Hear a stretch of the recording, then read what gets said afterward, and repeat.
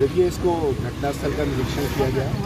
Forensic science के हिसाब से जो फॉरेंसिक एविडेंस है वो कलेक्ट किए गए हैं और उस बेसिस पर खास तौर से जो हमारे डिफरेंट फुटेजेस और सारी चीज़ें वो भी हम लोग इसको ले रहे हैं। चीज़ें निकल के आई हैं कि अपने एक साथी आरक्षी के साथ में इनका संवाद था, उसके साथ मिलना जुलना था। उस बेसिस पर एक मुकदमा भी बलात्कार का लिखवाया था।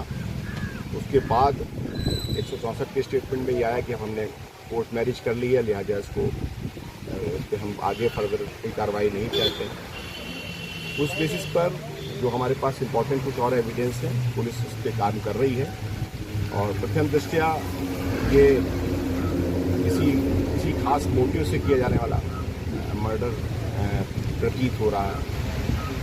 बाकी जो फॉरेंसिक साइंस के हिसाब से कोई और वैसे जाहिदा चोट इस तरह की नहीं दिख रही है कि किसी और चीज़ को बल मिले।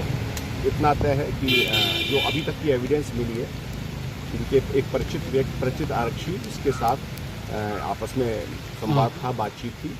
फिर उसके पश्चात एक रेप का मुकदमा लिखा गया और उसके पश्चात उस रेप के मुकदमे के क्रम में 164 के स्टेटमेंट में उसको उन्होंने क्लीन चिट ये कह करके दी कि हमारे आपस में संबंध हो गया है और हम लोगों ने कोर्ट मैरिज भी कर ली। क्या उनको गिरफ्तार किया? ठीक है, हमारी टीम लगी हुई है और टीम उसको हिरासत में लेने के लिए भेजा गया।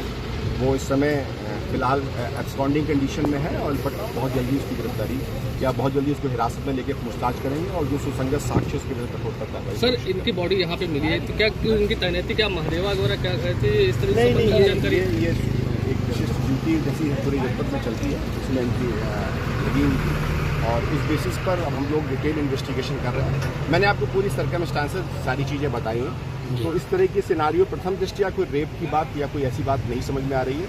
हाँ, कोई एक मोटिवेटेड ये क्राइम है जिसको देखने से लग रहा है और कुछ ऐसे साक्ष्य मिल रहे हैं जिस पर प्रथम दृष्टया ऐसी बातें समझ में आ रही हैं। हम लोग इन फर्दर इन्वेस्टिगेशन करेंगे और सभी साक्ष्यों को समेकित रूप से प्रस्तुत करके